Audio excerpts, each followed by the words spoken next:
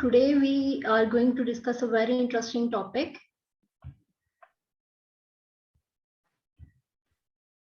Am I audible? Yes, you are.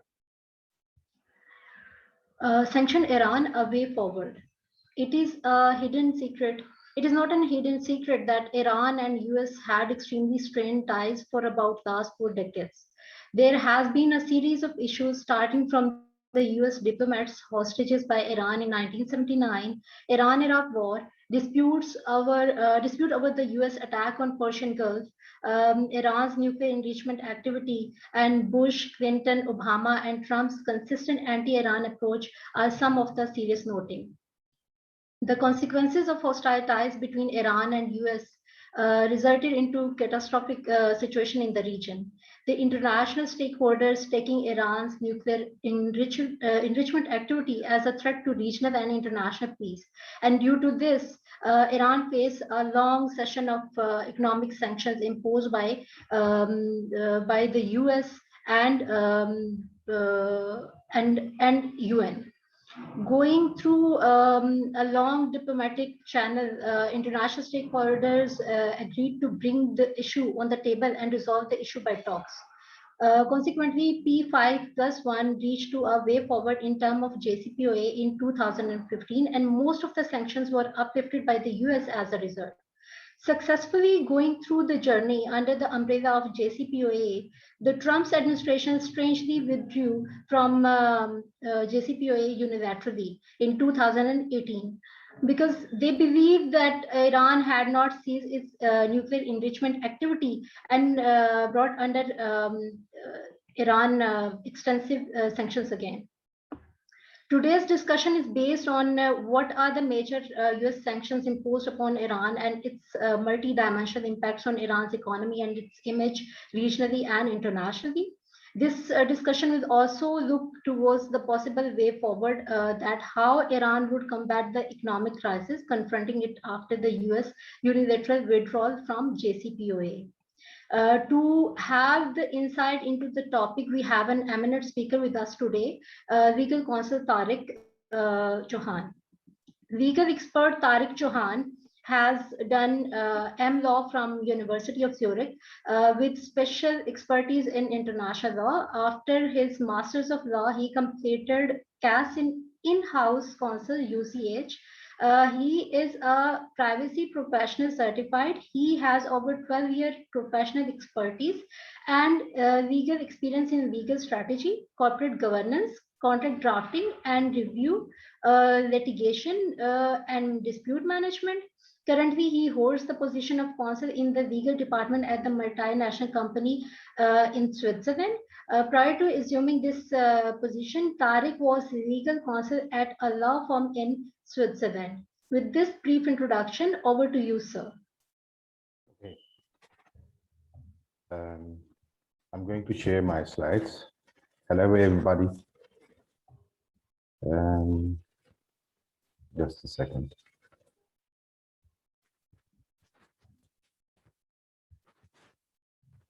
Ahmad,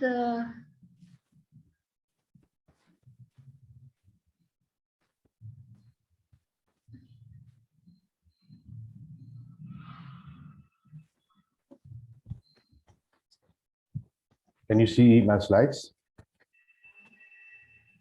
yes, we can. Okay, fine. I'm going to start. As you mentioned, the topic is sanctioned Iran and the way forward. This is the overview. I'm going to present you a few points. The first point will be legal status of the Joint Comprehensive Plan of Action called JCPOA, commonly known as the nuclear deal. And the second point will be US policy shift from containment to compellence. And the third point will be economic fallout of compellence strategy. And the fourth point will be Iran's countermeasures. And then we are going to discuss how these sanctions are perceived by the international community. And the last point will be a way forward, and we will see what opportunity Iran has in the near future to counter all these problems.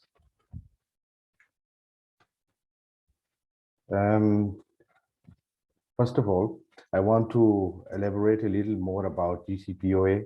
I want to clarify the following points. Without any doubt, the GCPOA qualifies as an international agreement, irrespective of the opposite view presented by its own negotiators as a political agreement. A common misconception regarding GCPOA is that it is not legally binding because it is not signed by either Iran or other parties known as the 5+1, US, China, Russia, France, England, and Germany. According to international law, such an agreement has not to be signed. The important criterion is formal commitment to an agreement by the appropriate officials of the state, which this GCPOA fulfills. It should also be noted that this agreement got the blessing of the UN Security Council and was adopted by the United Nations Resolution 2031, which calls all the member states to faithfully implement the GCPOA. Therefore, GCPOA is legally binding. Now we are going to discuss the positive outcome for Iran. There was a sanction relief and Iran's economic reintegration in the international community was beginning to start. In certain sense, GCPOA had the attributes of a multi-trade agreement because the agreement committed United States and Europe to ensure Iran's access in the areas of trade, technology, finance, energy, and in exchange for Iran's fulfillment on its obligations. It was celebrated and perceived as a win-win for both sides, especially in Iran. But Trump had the view that too many concessions were conceded and it is totally lopsided in favor of Iran, according to him. Just have a look what kind of commitments the United States has made under the terms of the GCPOA. Like suspension of on the curb of crude oil, financial transactions will be permitted, and if you read the slide, all the sectors will benefit, like energy, automotive, shipping, aviation, petrochemical, metal, software, insurance, foodstuff, and also an important point that US agreed to refrain from reimposing any new nuclear-related sanctions on Iran. But the US decided that this GCPOA was not in their favor, and sanctions were imposed after the US have unilaterally withdrawn from the GCPOA in May 2018. Now I'm going to discuss the policy shift from containment to compellence. The Trump administration has introduced a shift which can be summed up as a turn from containment to compellence. Compellence can be seen as a method to force an opponent into doing something against its will under the duress of threat and coercion, closely identified with coercive diplomacy. The aim of containment is to prevent an adversary from expanding its power and influence. Extended compellence, on the other hand, refers to secondary coercion directed at third parties in order to garner their cooperation with the coercive strategy against the primary target. In other words, it's arm twisting, bullying tactics of the United States. The Trump administration has unleashed a rollback strategy against Iran, rolling back containment strategy, which was US strategy for the past decades from Jimmy Carter era to Barack Obama. This policy shift has resulted in the withdrawal of the US from the GCPOA, reimposition of nuclear sanctions. These unilateral US sanctions are designed to isolate Iran and apply maximum pressure, aiming to bring a regime change.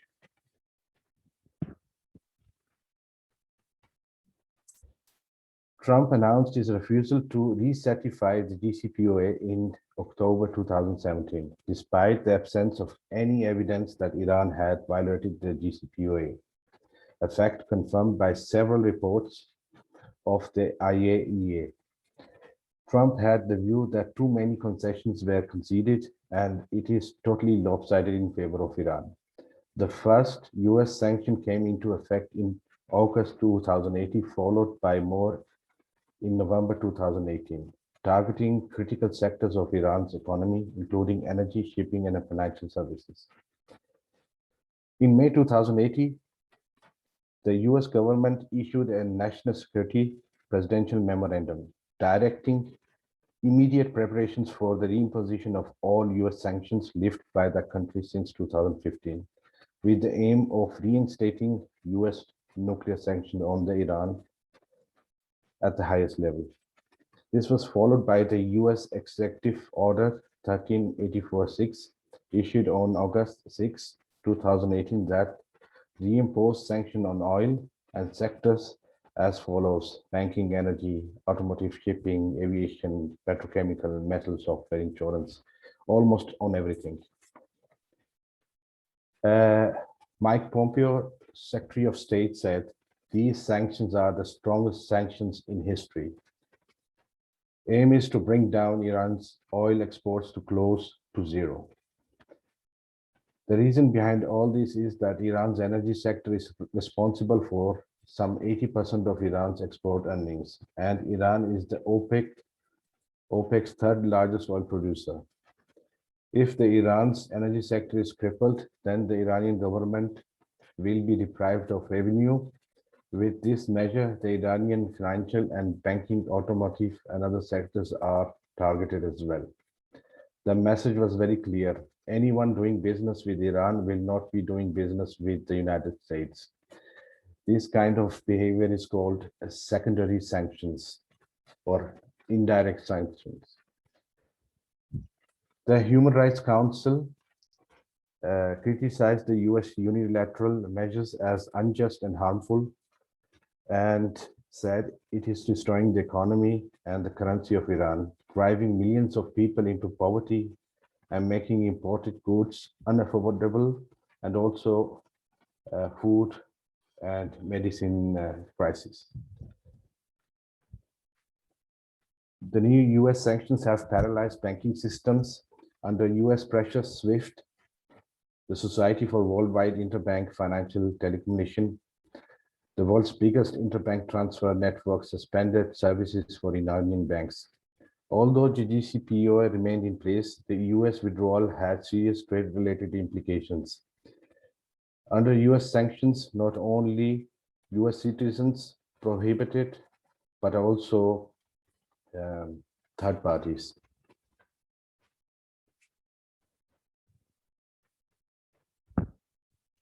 Now, I'm going to discuss the fallout of this compelling strategy. These measures adopted by US government were a kind of economic warfare. And the aim was to bust up Iran's economy and to have a regime change. But however, these measures had both intended and unintended consequences, and also faces challenges, especially due to the absence of global consensus on Iran's threat. Further, there is a reluctance of other nations to bandwagon with US against Iran. It is noteworthy that the US policy for South Asian countries on Iran's contribute to the stability of Afghanistan in collaboration with India. Although Iran's leader publicly downplayed the extent of damages to Iran by American measures, the tsunami of these pressures was devastating Iran's economy. Iran's economy in 2018 had turned to recession without with double-digit inflation and unemployment rates and a depressing negative rate of growth. And this was combined with the mismanagement, the internal corruption, and the problem of tax collection. But Iran's economy did not melt down under US pressure and could conceivably survive for the foreseeable future. US could not entirely stop others from doing business with Iran. In fact, Trump's economic pressures on Iran preceded the administration's reimposition of sanctions by a full year. As a result, major European and Asian banks avoided dealing with Iran in light of the multi-billion-dollar fines that such banks as HSBC and BNP Paribas had paid to the US during the Obama era.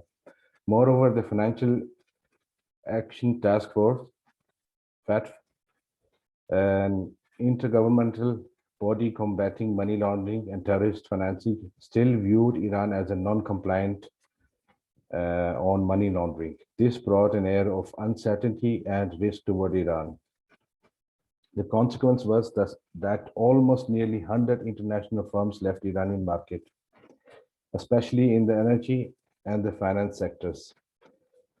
The unemployment was rising and the currency real depreciated against the dollar by around 78% and increased the inflation. There was a capital flight from Iran, and it was a big blow for Iran because prior to JCPOA exit of the United States, foreign direct investments were increasing with a growth of 55% compared to previous year. This meant that the cancellation of numerous major foreign contracts sealed the aftermath of the nuclear agreement. The estimation is around $1 trillion. These deals included the following list, and you can have a look at this list. This is the economic rebound and the amount involved, which Iran has lost the opportunity to strengthen its economy. Further, I want to mention that the two largest ship container companies withdrew business with Iran, and this is a turning point because oil transport can only be made by shipments and tankers, and if there's no insurance, no shipment availability, then the oil export is going to be problematic.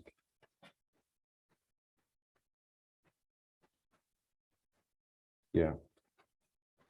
Despite all these measures, the US issued some waivers to some nations to continue importing oil from Iran.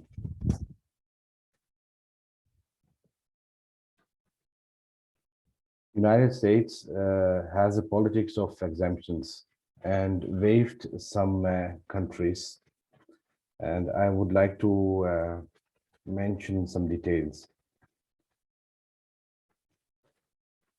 And the oil exemption was, the reason behind was that the US feared a price hike that would impact not only friendly countries, but also US economy itself. US opted to grant Iran's biggest buyers, China, India, South Korea, Japan, Greece, Taiwan, and Turkey, sanction waivers.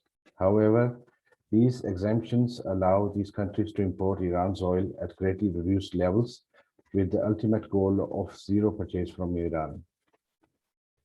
The Chabahar exemption and clash of strategies. The port of Chabahar has been slated for regional expansion by the government in India. The port project is the subject for free trade zone for Iran, India, Afghanistan, and $1.6 billion railway linking Iran with Afghanistan, lesser dependence on Pakistan, for Afghanistan. This is the idea behind. It will serve as a hub to India's ambition to compete with China and the ongoing project Pak-China corridor on the Pakistani port of Gwadar. Both the oil and Chabahar exemptions reinforce the impression that the maximum pressure policy of the United States had been compromised by this pragmatic consideration of politics of exemptions. Further, I would like to mention that Iraq also got some exemption to continue to pay for electricity imports from Iran and also Turkey, because Turkey is a NATO ally and is dependent on Iran's energy sources like gas. And Turkey also stood up against the sanctions and negotiated with the US and reached this waiver.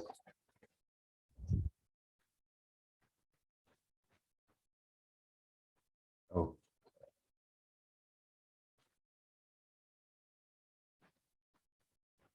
Just hold on.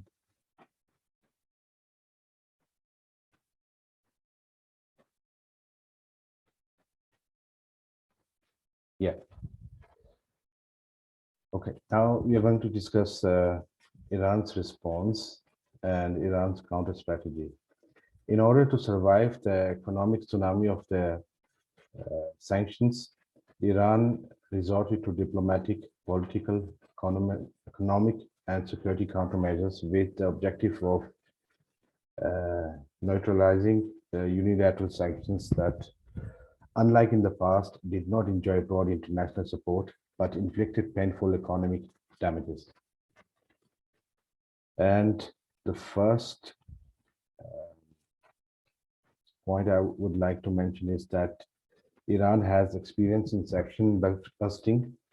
Iran had perfected the art of evading sanctions, and therefore it will use the informal market. As a clue, I can give you US Sanctioned Iran company accused of transporting Iranian oil to Syria to sell off as Syrian oil.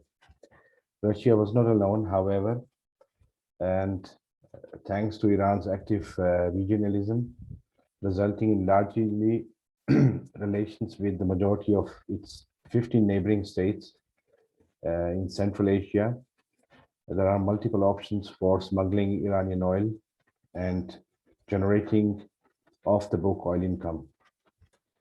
The informal market had allowed Iran to continue exporting around 2 million BPD using evasive measures such as ship-to-ship transfers. Another strategy was to privatize the sale of Iranian oil, allowing the private sector a growing role in the market of the energy products. A related measure was a deal with Russia known as Oil for Food Program, reached in 2017. In fact, Russia played a prominent role in Iran's sanctions busting efforts. Iran has established a free trade zone agreement between Russia-led Euro-Asian Economic Union, EEU, and Iran hopes for trade and investment with the EEU countries.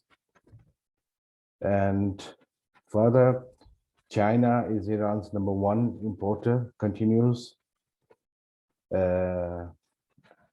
extensively and has good relations with Iran. India tries to retain its energy ties with Iran parallel to its involvement with Chabahar project. EU has provided the special financial mechanism to salvage the European trade with Iran. And we will discuss this in the next slide in detail. But the question remains, would it cover oil or be limited to humanitarian goods? Also, the fact that an estimated $100 million of Iran's oil assets had been released to the country after the JCPOA and Iran has a large foreign exchange reserve that can be used for the next 3 years without any oil revenues. A major problem was that Iran's sanctions hit energy sector, which was in need of investments, equipment, and infrastructure, now blocked off due to resumed sanctions, further complicating Iran's oil counter strategy, where the depressing oil prices in December 2018 from $80 to $40 per barrel. On the whole, these countermeasures helped Iran's economy to remain afloat. The other point as a counter strategy is Iran's economic populism. And the purpose is to gain political legitimacy and try to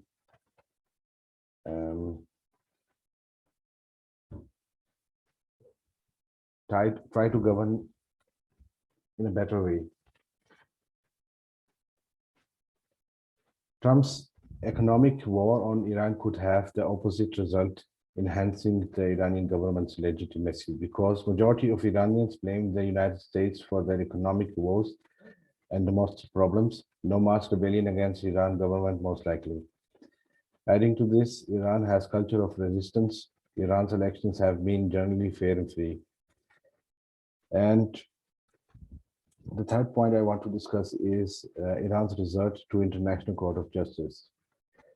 In response to Trump's administration's sanctions, Iran filed complaints against the US government in the International Court of Justice, ICJ, asking that United States be restrained from continuing to engage in harmful acts that clearly violate the country's 1955 Treaty of Amity.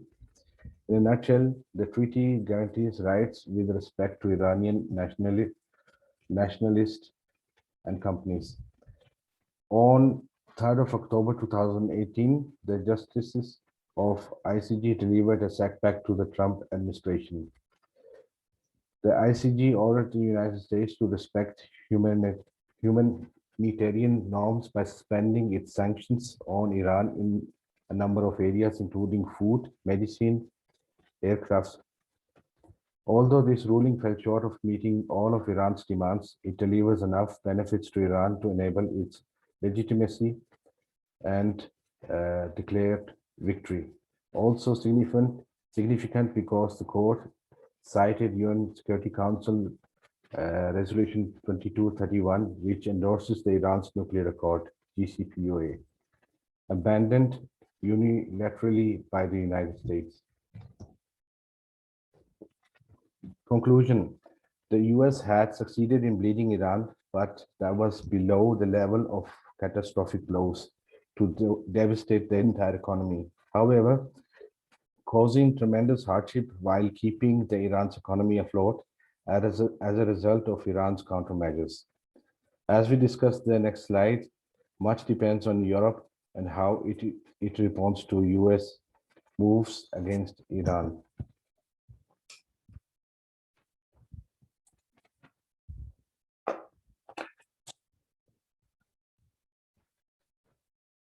There is a rift between EU and US. EU found itself in a collision course on the Iran nuclear deal with the United States because the resumption of US sanction on Iran translated into a huge loss of economic opportunity for Europe. Within the first 2 years of the JCPOA, EU's trade with Iran had increased from 7.7 billion to 21 billion euros. EU is Iran's third largest partner after China and UAE. Further, EU fears the collapse to JCPOA can trigger Iran's resumption of nuclear fuel cycle on an industrial scale. Iran had agreed to EU demands and as a voluntary and legally not binding in exchange for EU promises of loans and trade corporations. That's why the EU has put in place some countermeasures, and the first one is the blocking statute, which prohibits EU companies and courts from complying with specific foreign sanction laws. To reduce the impact of US secondary sanctions, the EU updated the blocking statute in 2018 with the aim of mitigating their effect on EU operators doing legitimate business with Iran. But in reality, it has only had a minor impact. Various EU companies, including Renault, Volkswagen, Total, and Hapag-Lloyd, took a commercial decision to suspend their business with Iran, given their US exposure. EU trade with Iran also decreased substantially after sanctions were reimposed. The second countermeasure is European Investment Bank initiative launched to preserve the GCPOA. The EIB will provide long-term funding guarantees, and there should be some investments in Iran facilitated. And the third countermeasure is the Special Purpose Vehicle SPV, known as Instrument for Supporting Trade Exchange. And it's also called INSTEX. The SPV aim is to allow European companies to continue trade with Iran in accordance with EU law, could be open to other partners. This vehicle operates as a barter system, allowing Iran to supply, for instance, oil, and in return to purchase the goods or technology it needs using a credit account. In other words, carry out payments between the trade partners. The SPV was conceived as an alternative to the SWIFT financial network, on which US interfered almost at will. Further, I would like to say something about the regional dimensions. The Middle East, especially the Gulf, is fractious and fails to build anti-Iran alliance as a result of the rift between Saudi Arabia and Qatar, which opted to move closer to Iran and Turkey in response to the Saudi-led blockade. Iran-Saudi tensions, would like to mention some proxy wars in Syria, Iraq, Yemen, Lebanon, and ongoing problems.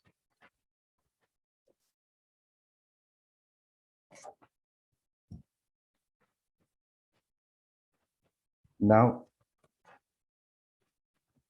way forward, and it is to examine whether there are possibilities for a peaceful resolution of growing tension between the United States and Iran that have peaked under the Trump administration. The provocation moves by the United States, as discussed previously, against Iran have set the stage for violent conflict between the two countries that could easily engulf the entire region and jeopardize global peace and security.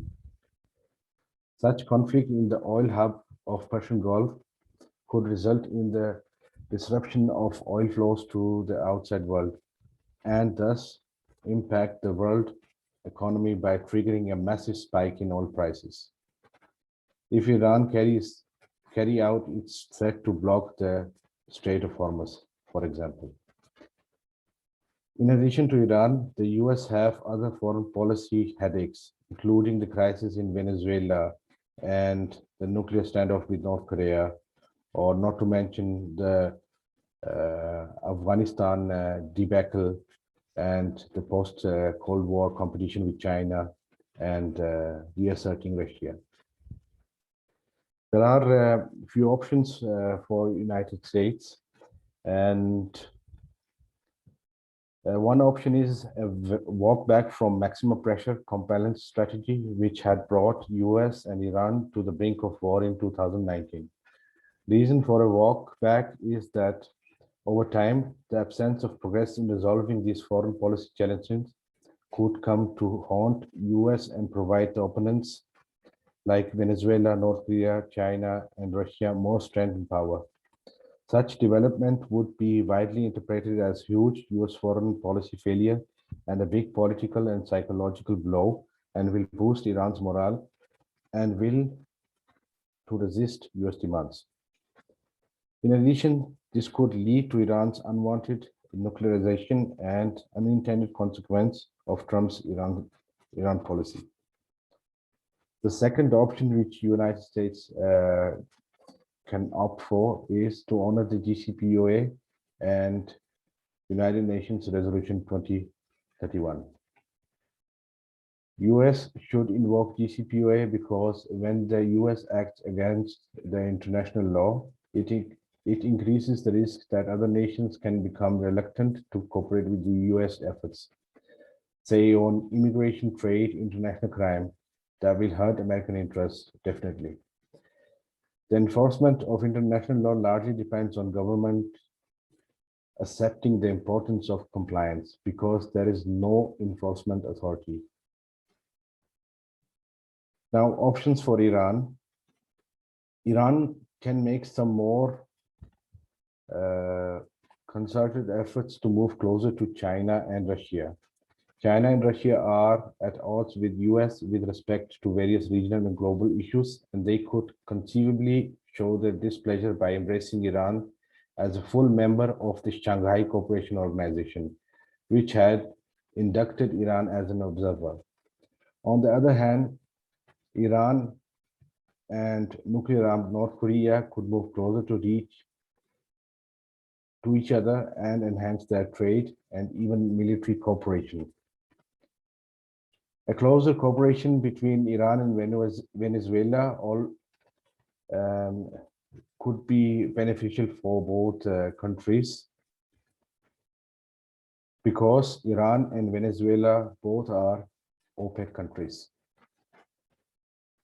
At present, the sentiments of Iran is to maintain a balanced relationship with both the West and East. A new look East Iranian orientation as a direct result of the United States policy toward Iran will be a possible option. In other words, Iran's new foreign policy direction away from the West as a survival strategy and a pressure tool for better diplomacy in the West can be useful.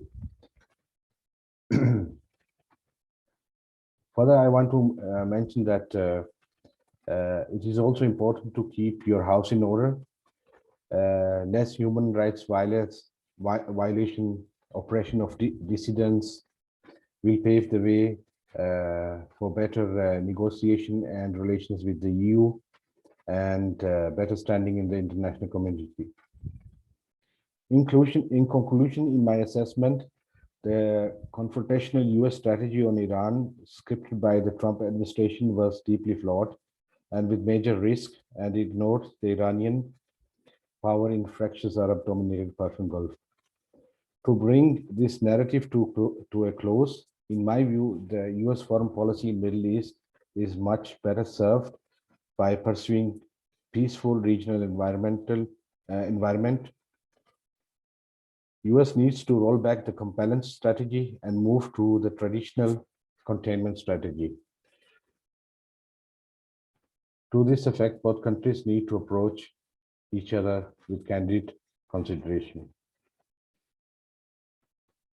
And I have a motto here: the strong do what they can and the weak endure what they must. And this is my principle. Thank you. Thank you so much, sir. Now I'm going to open the question answer session. If the participants have any question, they can use raise hand option, or that is the bottom of the screen, and or they may put their question in the into the chat box. Sir, I start by initiating my own question. What do you think? What alternates Iran has in context of rising energy prices to boost its relation with the region and with the Muslim world to handle the stiff economic crisis? Well, as I mentioned before, Iran has the only option to use the informal market, because every other opportunity is not possible due to America's intervention. And further, what Iran can do is to have better ties with Russia and China, because both are emerging world powers, and they can resist the US sanction regime. And that's why I think a close collaboration with these two nations would be helpful for Iranian's economy. Okay. So there is a question by Zara. How can international law be used by Iran to counter the US pressure of warfare? Yes, this is a good question. As I mentioned before, um, uh, the problem with international law is that the enforcement of international law is the big problem, because every country has its sovereignty, and and um, only if the country complies with the international law, it can be enforced. But the thing is, Iran can pressurize United States, and Iran has done in the past. Iran went to the ICJ, the International Court of Justice, and it was a kind of a victory, because the ICJ ruling was that US has breached international law, and US should abide to the treaty and to the international law. And if USA doesn't follow international law, it will have some image problems in the international community. And as I mentioned before, this can lead to severe problems, and also many other issues. Yeah. Okay. So there is a question by Wasim Farooq. Are Iran's shattered relation with Saudi Arabia and Israel the root cause of all? Maybe because when the GCPOA was signed and established, the first country who resisted or objected to this agreement was Israel. The Prime Minister Benjamin Netanyahu termed this deal as a threat to Israel. And furthermore, Israel has given presentations and also in the talks to Trump's administration some clues that Iran is not abiding the GCPOA, which is not true. And this led to the reimposing of these new sanctions.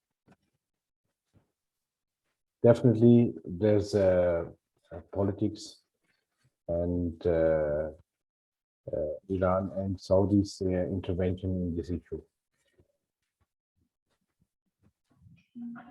Sir, there is a question by Mehreen. Is there any war scenario, and what about Iran's defense strategy for it? Well, there is, if there's no diplomacy, there will be, war scenarios.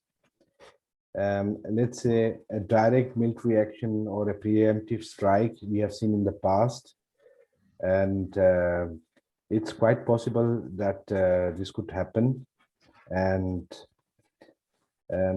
it is not a good development, but I can say that it is a serious issue, and it's better if the parties have a diplomacy and try to resolve this issue by